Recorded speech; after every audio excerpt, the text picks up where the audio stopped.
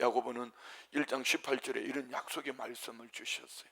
그가 그 피조물 중에 우리로 한 첫 열매가 되게 하시려고 자기의 뜻을 따라 진리의 말씀으로 우리를 낳았다. 오늘 본문이 말하는 세 가지 발자국을 한번 살펴보려고 합니다. 첫 번째는요, 첫 번째 발자국은 경청의 발자국으로 말씀 앞에 머무는 사람입니다. 자, 19절은 이렇게 말씀합니다. 내 사랑하는 형제들아, 너희가 알지니 사람마다 듣기는 속히 하고 말하기는 더디하며 성내기도 더디하라. 자, 이 말을 대화 속에서 듣는 것은 빨리 듣고 말하는 것은 천천히 하라, 이런 얘기가 아닙니다. 말씀 앞에 귀를 기울여서 그 말씀 앞에서 나를 낮추고 그 말씀 듣는 귀를 열어라. 할렐루야.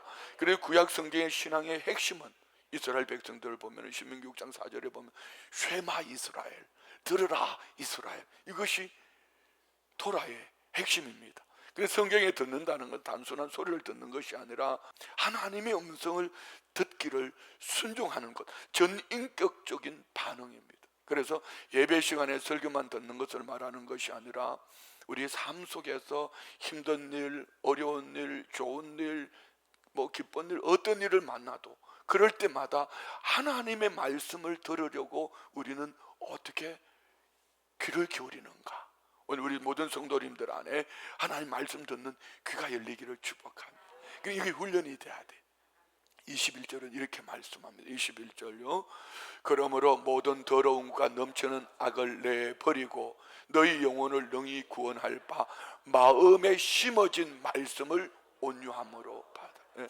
그래서 말씀은 머리에 저장되는 지식이 아니라 마음에 심겨진 생명으로서 이것이 자라고 자라나서 또 꽃이 피고 열매를 맺을 때 하나님의 기쁨이 되는 줄 믿습니다. 그렇습니다. 믿음의 사람은 말씀을 판단하는 사람이 아니라 말씀의 판단을 받는 사람. 그래서 성경에 보면은 야고보 사도는 이렇게 말하지요. 20절 말씀 봅시다. 20절. 사람이 성내는 것이 하나님의 의를 이루지 못함이라. 말하기는 더디하며 성내기도 더디하라. 그래서 우리가 살아낼 이번 한 주간도 우리가 기도하는 사무엘처럼 주여 말씀하옵소서 주의 종이 듣겠나이다. 다 같이 시작. 할렐루야. 말씀의 발자국은 바로 이 고백으로 시작되어지는 줄 믿습니다. 두 번째 발자국은요, 순종의 발자국으로 말씀을 삶으로 옮기는 사람. 22절 말씀에 보면은요, 너희는 말씀을 행하는 자가 되고 듣기만 하여 자신을 속이는 자가 되지 말라. 반대로 행하는 사람은 어떤 사람이에요? 말씀을 실제로 삶으로 만들어내는 사람. 눈에 보이는 것이 없었어요. 귀에 돌리는 소리도 없었어요. 환경이 없어요. 그런데 주님 말씀하셨어요. 없는 것을 있는 것 같이 부르시는 분. 근데 그 말씀을 듣는 순간 저 말씀이 내 영혼의 양식이야, 일레시피를 가지고 저 말씀대로 내가 살아야 돼. 그리고 그 말씀으로 자기의 삶을 만들어내는 것이에요. 할렐루야. 말씀으로 행하는 사람은 말씀으로 자기 인생을 빚어갑니다. 만들어냅니다. 오늘 23절 24절은 이렇게 말씀합니다. 누구든지 말씀을 듣고 행하지 아니하면 그는 거울로 자기 생긴 얼굴을 보는 사람과 같아서 제 자신을 보고 가서 그 모습이 어땠는지 곧 잊어버리거니와. 아멘.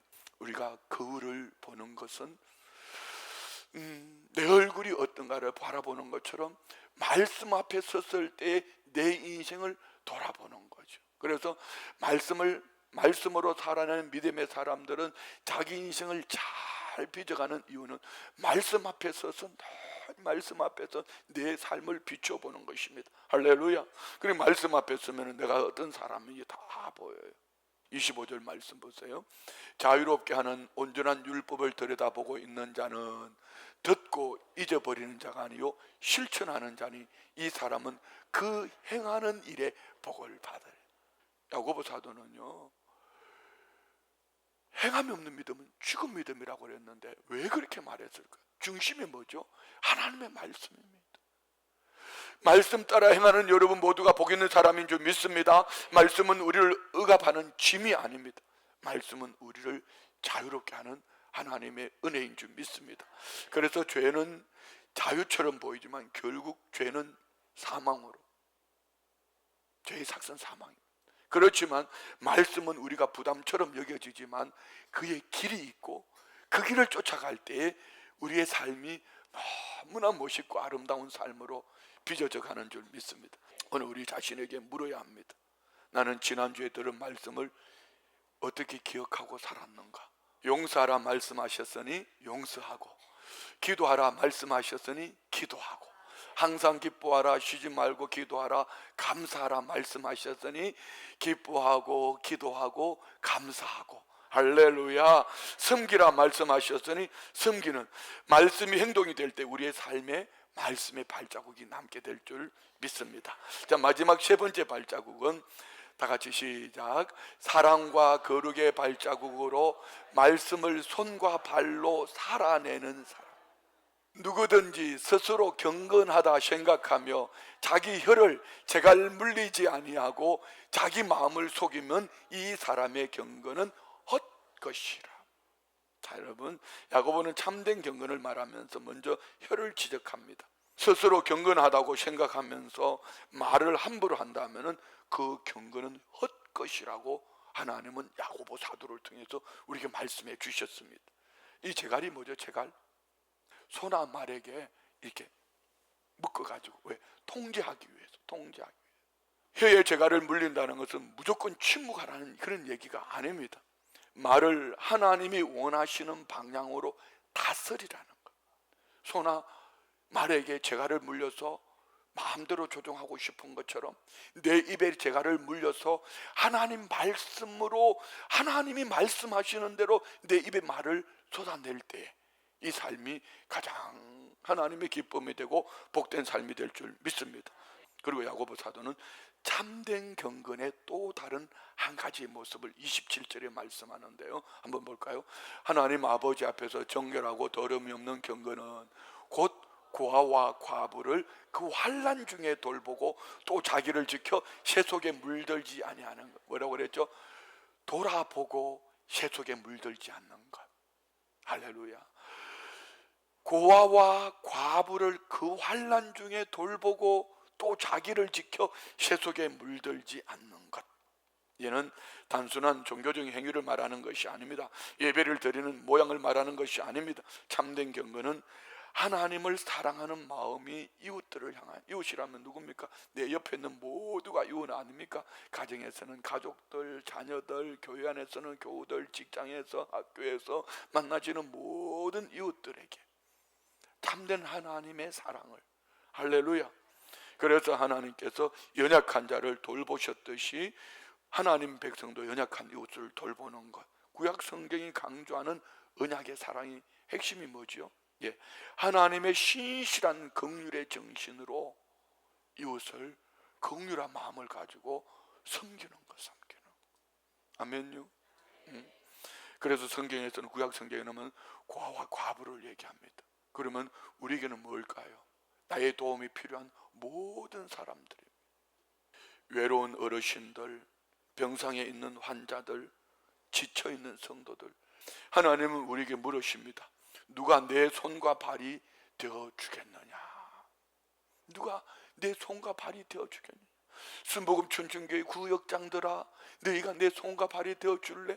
순복음 춘천교회 교사들아, 너희가 내게 손과 발이 되어 줄래? 순복음 춘천교회 성도들아, 너희가 내 손과 발이 되어 줄래? 물으시는 거. 야고보가 말하는 경건이 바로 이것입니다. 근데 야고보는 사랑만 말하지 않았어요. 또 하나, 이웃들만 돌아보는 사랑만 말하지 않았어요.